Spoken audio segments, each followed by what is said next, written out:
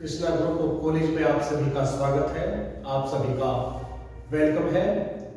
आज हम आपके सामने जो हमारा टॉपिक पढ़ाने जा रहे हैं उसका नाम है माध्यमिक शिक्षा आयोग, जो कि 1952 में गठित किया गया है और उसने जो अपना प्रतिवेदन सरकार को सौंपा है वो 1953 में सौंपा है। तो आइए थोड़ा सा माध्यमिक शिक्षा आयोग का सामान्य परिचय हम जानने की कोशिश करते हैं। देखिए, 15 अगस्त 1947 में हमारा जो भारत है वो आजाद हो जाता है। जो एक 200, 250 या 300 वर्षों की गुलामी जो अंग्रेजों की है उससे स्वतंत्र हो जाता है और स्वतंत्रता मिलने के बाद में हर जगह वो स्वतंत्रता उसको मिल जाती है, चाहे शिक्षा के क्षेत्र में हो, चाहे आर्थिक क्षेत्र में हो, चाहे सामाजिक क्षेत्र में हो, चाहे कानून बनाने के क्षेत्र में हो, चाहे सरकार बनाने के क्षेत्र में हो। तो इस प्रकार से शिक्षा के क्षेत्र में जब उसको स्वतंत्रता मिली है तो सबसे पहले शिक्षा की तरफ इशारा गया है, तो उच्च शिक्षा की तरफ इशारा गया है कि हमारी जो उच्च शिक्षा है वो अव्यावहारिक चल रही है, व्यवहारिक शिक्षा नहीं है, सैद्धांतिक शिक्षा है। जो एक उच्च शिक्षा के उद्देश्य होने चाहिए थे वो उद्देश्य नहीं है। तो इस प्रकार से उस उद्देश्य को निर्धारित करने के लिए या उस शिक्षा को जीवनप्रद बनाने के लिए, व्यवहारिक शिक्षा बनाने के लिए जो है एक आयोग गठित किया गया था जिसका नाम था विश्वविद्यालय शिक्षा आयोग, है ना। तो उस विश्वविद्यालय शिक्षा आयोग को जो 1948 में गठित हुआ था और 1949 में उन्होंने अपने जो है प्रतिवेदन जो है सरकार को उन्होंने सौंपा था। लेकिन किया तो गया था उच्च शिक्षा के क्षेत्र के लिए सुधार करने हेतु, लेकिन उन्होंने अपने सुझाव जो दिए थे उच्च शिक्षा के क्षेत्र में तो दिए ही दिए थे, लेकिन सबसे पहले उन्होंने कहा था कि उच्च शिक्षा को उच्चतर बनाने के लिए उससे पूर्व की जो शिक्षा है अर्थात माध्यमिक शिक्षा, उसको एक अच्छा स्वरूप देना पड़ेगा। उसकी जो कमियां हैं, उसके जो दोष हैं, उसके जो डिफेक्ट्स हैं उनको दूर करना पड़ेगा। उन कमियों को दूर करने के लिए हमें कोई ना कोई एक आयोग बनाना चाहिए या उसके लिए हमें कुछ भी किसी भी स्तर से प्रयास करना चाहिए। तो तब जाकर के हमारी उच्च शिक्षा जो है एक उच्चतर शिक्षा बन सकती है, एक गुणात्मक शिक्षा बन सकती है। तो इसी आधार पर फिर उन्होंने जो हमारी केंद्रीय शिक्षा सलाहकार बोर्ड था, है ना, तो उन्होंने भी एक 1948 में इस भारत सरकार की तरफ से माध्यमिक शिक्षा की समीक्षा करने और उसका स्तर जो है ऊंचा उठाने के लिए या उसमें कुछ अपने आवश्यक सुधार देने के लिए एक ताराचंद समिति को गठित किया गया था। उस ताराचंद समिति ने अपनी रिपोर्ट जो है उन्होंने भी अपनी रिपोर्ट 1949 में उन्होंने भारत सरकार को सौंपी थी। यानी कि जो उच्च शिक्षा आयोग या विश्वविद्यालय शिक्षा आयोग जो था वो भी हमारा 1948 में गठित हुआ है और 1949 में उन्होंने अपनी रिपोर्ट प्रस्तुत की है। और हमारा जो ताराचंद समिति थी इसने भी अपनी 1949 में अपनी रिपोर्ट प्रस्तुत की है जिसमें इन्होंने अपनी माध्यमिक शिक्षा से संबंधित अपने को सुझाव दिए थे। यानी कि अब वो थोड़ा सा सुझाव पढ़ते हैं। सबसे पहले जो ताराचंद समिति आई थी 1949 में अपने इन्होंने सुझाव दिए हैं, है ना। इस सुझाव को जो है क्या क्या सुझाव दिए हैं हम ये पढ़ने की कोशिश करेंगे या जानने की कोशिश करेंगे। सबसे पहला सुझाव इन्होंने दिया है कि जो जूनियर बेसिक वर्ष है वो 5 वर्ष का होना चाहिए और सीनियर बेसिक 3 वर्ष और माध्यमिक शिक्षा 4 वर्ष की जाए। अर्थात हमारी जो प्राथमिक शिक्षा है वो उन्होंने जूनियर बेसिक को कह दिया है, कक्षा 1 से कक्षा 5 तक की, और फिर आपकी 6, 7, 8 कक्षा 6, 7, 8 उसको उन्होंने सीनियर बेसिक वर्ष बोला है और आपकी 9, 10, 11, 12 कक्षा 9, 10, 11, 12 को उन्होंने माध्यमिक शिक्षा वर्ष किया जाना चाहिए ये बताया है उन्होंने। दूसरा है माध्यमिक स्तर पर बहुउद्देशीय स्कूल जो मल्टीपर्पज स्कूल है उन्हें खोलने के लिए अपने सुझाव दिए हैं कि जिनमें विभिन्न प्रकार की व्यावसायिक शिक्षा, जिनमें विभिन्न प्रकार की तकनीकी शिक्षा, जिनमें विभिन्न प्रकार की एकेडमिक शिक्षा वहां पर दी जा सकती है या उनका पाठ्यक्रम अलग से चलाया जा सकता है। तो इसलिए मल्टीपर्पज के जो उद्देश्य है उसका, तो उसी उद्देश्य को लेकर के उन्होंने अपना सुझाव दिया है। तीसरा इन्होंने बताया है कि जूनियर बेसिक स्तर पर केवल मातृभाषा की ही शिक्षा दी जाए, यानी कि कक्षा 5 तक जो है, कक्षा 1 से कक्षा 5 तक केवल मातृभाषा की शिक्षा दी जाए और कक्षा 6, 7, 8 पर मातृभाषा के साथ राष्ट्रभाषा हिंदी की शिक्षा अनिवार्य रूप से दी जानी चाहिए।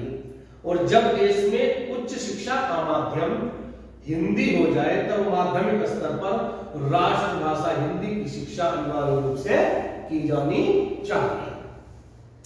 नेक्स्ट उन्होंने बताया कि माध्यमिक शिक्षा की जो बाह्य परीक्षाएं हैं उनका आयोजन किया जाता है, उनको महत्व दिया जाता है, तो उनको जल्द से जल्द समाप्त कर देना चाहिए बाह्य परीक्षाओं को। नेक्स्ट इन्होंने बताया था कि विश्वविद्यालयों में प्रवेश माध्यमिक परीक्षा के परिणाम के आधार पर ही किए जाने चाहिए और यदि विश्वविद्यालय चाहे तो वे एक प्रवेश परीक्षा भी ऑर्गेनाइज करा सकता है।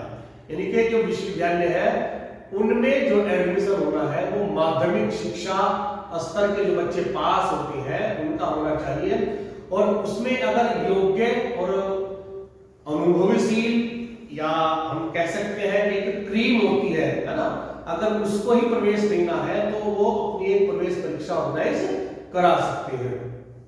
नेक्स्ट इन्होंने बताया है कि अध्यापकों के वेतनमान और सेवा शर्तें केंद्रीय शिक्षा सलाहकार बोर्ड के प्रस्ताव के अनुकूल ही होनी चाहिए।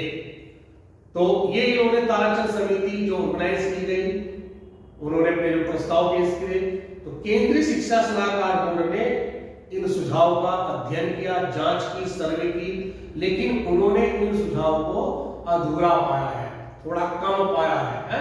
ये माध्यमिक शिक्षा के क्षेत्र में अधूरे थे, वो सफिशिएंट नहीं थे, पर्याप्त नहीं थे।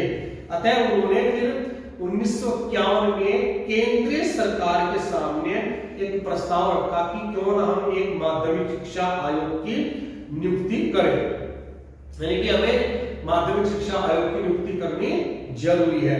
तो सरकार ने 23 सितंबर 1952 को एक मद्रास विश्वविद्यालय के तत्कालीन जो कुलपति थे डॉक्टर लक्ष्मण स्वामी मुदालियर, है ना, तो उनको एक आयोग गठित करने के लिए कहा है और उन्होंने अपनी अध्यक्षता में एक आयोग का गठन किया है और इस आयोग के चूंकि अध्यक्ष थे कौन, डॉक्टर लक्ष्मण स्वामी मुदालियर, तो इसीलिए इस आयोग को माध्यमिक शिक्षा आयोग के साथ साथ मुदालियर आयोग या मुदालियर कमीशन भी कहा जाता है। तो इस आयोग के जो अगर मैं अन्य सदस्यों को गिनाऊं तो इसमें मुख्य रूप से और कौन कौन थे, तो के.एल. श्रीमाली जो एक पीएचडी डॉक्टर थे, श्री के.जी. सैयदेन, श्रीमती हंसा मेहता और श्री जॉन क्राइस्ट और श्री केनेथ रस्ट विलियम्स के नाम से कुछ सदस्य इसमें उल्लेखनीय सदस्य जाने जाते थे। तो ये इसका थोड़ा सा एक सामान्य परिचय आया है कि माध्यमिक शिक्षा आयोग कैसे गठित हुआ है। उससे पूर्व जो है कौन सी समिति बनाई गई थी, 1949 में आपकी ताराचंद समिति बनाई गई थी। उस ताराचंद समिति ने जो सुझाव दिए हैं उस सुझाव को जो है अधूरा पाया गया है केंद्रीय शिक्षा सलाहकार के बोर्ड की तरफ से और उन्होंने सरकार को एक सलाह दी है, प्रस्ताव पारित करा है उनके लिए कि क्यों ना कोई माध्यमिक शिक्षा आयोग बनाए, है ना। तो एक माध्यमिक शिक्षा आयोग बनाया गया, इनकी अध्यक्षता में डॉक्टर लक्ष्मण स्वामी मुदालियर जो कि एक आपके मद्रास एक विश्वविद्यालय था वहां पर, उसके वो कुलपति रहे हैं, तो उनकी अध्यक्षता में वो आयोग गठित किया गया है, इसलिए उसको मुदालियर आयोग भी कहा जाता है। अब हम देखते हैं कि जो आयोग को गठित कर दिया है, अब आयोग का कोई उद्देश्य भी है, उसका कोई कार्य क्षेत्र भी है ना, उसको कुछ कार्य दिया गया है, उसको कुछ फंक्शन, कुछ उसके ऑब्जेक्टिव, कुछ उसका पर्पस भी रहा होगा, तो अब वो जानने की हम कोशिश करेंगे। सबसे पहले इस आयोग की जो नियुक्ति का प्रमुख उद्देश्य अगर हम जानने की कोशिश करें तो तत्कालीन जो भारत की पूरे भारत की जो माध्यमिक शिक्षा है उसकी स्थिति क्या चल रही है और उस स्थिति में जो कुछ सुधार के लिए, आवश्यक सुधार के लिए जो कुछ आप सजेशंस दे सकते हैं, रिकमेंडेशन अपनी सिफारिश ये दे सकते हैं, है ना। तो उसमें वो दीजिए कि माध्यमिक शिक्षा का किस तरह से पुनर्गठन हो सकता है, या उसमें आवश्यक क्या उसमें दोष थे, उन दोषों को क्या दूर किया जा सकता है ना। तो सबसे पहले उन्होंने बताया है कि भारत के सभी प्रांतों की माध्यमिक शिक्षा के प्रशासन एवं संगठन का अध्ययन करना और उसमें सुधार हेतु सुझाव देना। यानी कि भारत के जितने भी प्रांत हैं, उन प्रांतों में जो माध्यमिक शिक्षा चल रही है, उनका प्रशासन, उनका एडमिनिस्ट्रेशन, उनका संगठन, उनका ऑर्गेनाइजेशन, है ना, उसका अध्ययन करना है। उसमें जो कमी है, जो दोष है, उसको दूर करने के लिए आवश्यक सुधार के सुझाव क्या हो सकते हैं। दूसरा, भारत के सभी प्रांतों की माध्यमिक शिक्षा के क्या उद्देश्य रखे गए हैं, है ना, कैसा उनका पाठ्यक्रम चल रहा है, शिक्षण स्तर उनका भी अध्ययन करना है आपको। शिक्षण स्तर का क्या लेवल चल रहा है, शिक्षण का क्या स्तर चल रहा है, वो गुणात्मक शिक्षा है या थोड़ी सी उसमें कमी आई है, या हमारे जो एक माध्यमिक शिक्षा का उद्देश्य है, वो उद्देश्य को लेकर के वो चल रही है, नहीं चल रही है, उसका अध्ययन करना है और उसमें आवश्यक सुधार के लिए आपको सुझाव प्रस्तुत करने हैं, देने हैं। तीसरा इन्होंने बताया था कि भारत के सभी प्रांतों में माध्यमिक स्तर पर छात्र अनुशासन की समीक्षा करना है। छात्र अनुशासन की इस लेवल पर बच्चे जो है, उनकी उम्र जो है 12, 13, 14, 15, 16 साल तक हो जाती है ना, 17, 18 साल तक भी हो जाती है। अगर 11वीं 12वीं की बात करें तो 17, 18, 19 साल तक हो जाती है। तो उन बच्चों में अनुशासन के प्रति वो जागरूक है या नहीं है, छात्र अनुशासन की स्थिति क्या है। स्कूलों में जो है छात्र अनुशासन के लिए कोई बोर्ड बनाया गया है, कुछ रूल रेगुलेशन बनाए गए हैं, उन रूल रेगुलेशन का जो है अनुपालन किया जा रहा है या नहीं किया जा रहा है, तो उसमें आवश्यक सुधार के लिए क्या सुझाव हो सकते हैं, उसके बारे में आपको अध्ययन करना है। नेक्स्ट इसमें बताया है कि भारत के सभी प्रांतों में जितने भी माध्यमिक शिक्षक हैं, उनके वेतनमान, उनकी सेवा शर्तों का भी अध्ययन करना है कि वेतनमान वो पर्याप्त है या उनमें कुछ इंक्रीमेंट होना है, उसमें बढ़ोतरी होनी है, उनकी सेवा शर्तों में कुछ आवश्यक सुधार होने हैं, है ना। तो उसके लिए भी आपको अध्ययन करना है, उसके लिए भी आपको सुझाव देने हैं। नेक्स्ट इसमें आता है कि भारत के सभी प्रांतों के माध्यमिक विद्यालयों की स्थिति का भी अध्ययन करना है और उसमें आवश्यकता सुधार के लिए आवश्यकता क्या है, उसके सुझाव भी आपको देने हैं। स्थिति का मतलब यहाँ पर सीधा सीधा साफ है कि मान लिया अगर हमारे यहाँ 1000 बच्चे पढ़ते हैं तो 1000 बच्चों के लिए बैठने का उचित प्रबंध होना चाहिए। हमारे यहाँ भवन निर्माण उसी आधार पर होना चाहिए जितनी पर हमारे यहाँ पर एडमिशन की संख्या है, छात्रों छात्राओं की संख्या है। तो एक तो भवन निर्माण होगा, है ना, क्लासरूम होंगे, हमारे क्लासरूम भी इतने बड़े बड़े होने चाहिए जिनमें पर्याप्त मात्रा में फर्नीचर वहां पर हो, है ना, बच्चे उनमें अच्छी तरह से बैठ सके। और वो कमरे जो बनाने हैं, क्लासरूम भी जो बनाने हैं, वो हर मौसम में परफेक्ट होने चाहिए, चाहे आपकी गर्मी हो, सर्दी हो, बरसात हो, हवादार हो, रोशनीदार हो, और उसमें बैठने के लिए उचित जो है फर्नीचर की व्यवस्था होनी चाहिए। आपका ब्लैक बोर्ड होना चाहिए, चौक, डस्टर, मानचित्र, चित्र, चार्ट, है ना, ये इक्विपमेंट्स जो साज सज्जा के सामान होते हैं उनकी स्थिति देखनी है आपको। खेल का मैदान है, लाइब्रेरी है या नहीं है, है ना, लेबोरेटरी है, नहीं है, वहां पर बाथरूम जो है अलग अलग सेपरेट बने हुए हैं, लड़की लड़कों के लिए नहीं बने हुए हैं, और भी आपको जो है पूरा भवन के बारे में आपको स्थिति देनी है वहां पर। नेक्स्ट आपको बताना है कि भारत के सभी प्रांतों के माध्यमिक स्तर की जो परीक्षा प्रणाली है उसका भी आपको अध्ययन करना है कि परीक्षा प्रणाली जो है वो किस प्रकार से चल रही है। निबंधात्मक परीक्षा प्रणाली चल रही है या वस्तुनिष्ठ परीक्षा प्रणाली चल रही है या अलग अलग चल रही है, दोनों को मिला के चल रहे हैं, और उसमें अगर कुछ कमी पाई जा रही है तो उस कमी के लिए आवश्यक सुधार क्या किया जा सकता है, इसके बारे में आपको अध्ययन करना है। फिर इसके बाद में भारत के सभी प्रांतों के जितने भी माध्यमिक शिक्षा है उनकी जितनी भी जो भी समस्या हो सकती है उसका अध्ययन करना है आपको, है चाहे प्रशासन से संबंधित समस्या है, चाहे संगठन से संबंधित समस्या है, चाहे वो टीचर्स के लेवल की समस्या है, चाहे वो स्टूडेंट्स के लेवल की समस्या है, चाहे पाठ्यक्रम से संबंधित समस्या है, चाहे अनुशासन से संबंधित समस्या है, माध्यमिक शिक्षा की कोई भी समस्या है उसका अध्ययन करना है, वो समस्या का समाधान क्या हो सकता है उसका आपको सुधार करना है, उसके लिए सुझाव आपको प्रस्तुत करने हैं। तो ये उसका कार्य क्षेत्र था, ये उद्देश्य था उसको ऑर्गेनाइज करने का, है ना, माध्यमिक स्कूल आयोग को। तो इस आयोग ने जो उसको कार्य क्षेत्र दिया गया है, जो उसके लिए काम दिया गया था, उस काम को करने के लिए उन्होंने अपने 2 अध्ययन पद्धतियों को इसमें अपनाया गया है, या 2 अध्ययन प्रणालियों को उन्होंने अपनाया है। पहली तो है प्रश्नावली तैयार करना और दूसरी है आपकी इंटरव्यू लेना या साक्षात्कार करना। इसमें सबसे पहले तो आपकी प्रश्नावली तैयार करी है।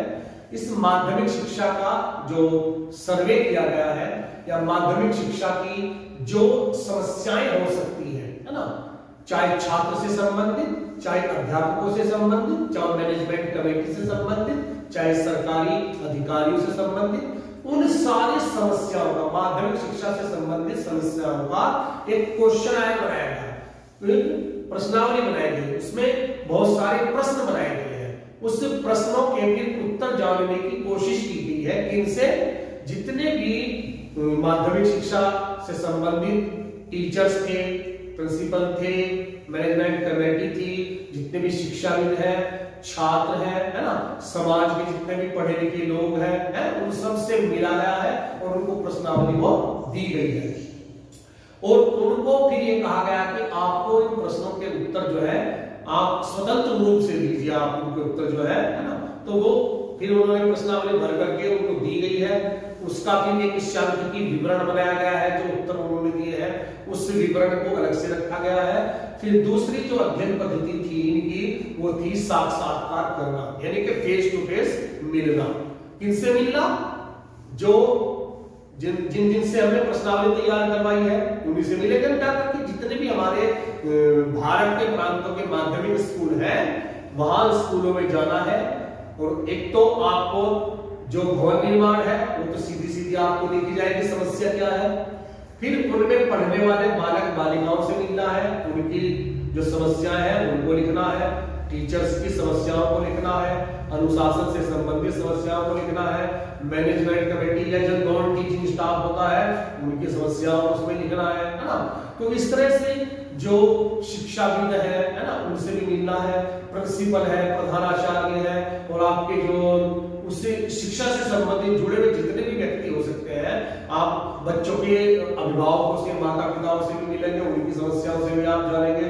तो इस प्रकार से वो भी एक आपने डाटा तैयार कर लिया है। तो एक डाटा तो तैयार आपका प्रश्नावली से हो गया, दूसरा डाटा आपका हो गया है साक्षात्कार के द्वारा जो आपने प्राप्त किया है। तो दोनों डाटाओं का फिर एक सांख्यिकी विवरण बनाया गया है, और उस विवरण के आधार पर फिर कोई निष्कर्ष निकाला गया है कि ये समस्याएं हैं और ये इनका सुधार हो सकता है। तो कुल मिलाकर के हम कह सकते हैं कि इस आयोग ने एक प्रतिवेदन जो तैयार किया है, एक रिपोर्ट तैयार किया है अध्ययनों के आधार पर, विचार विमर्श करने के आधार पर। तो उन्होंने 29 अगस्त 1953 को भारत सरकार को अपना एक डॉक्यूमेंट्स, एक प्रतिवेदन जो है वो प्रेषित किया है, या अपना प्रतिवेदन उनको प्रस्तुत किया, उनको सेंड किया है, भेजा है ना।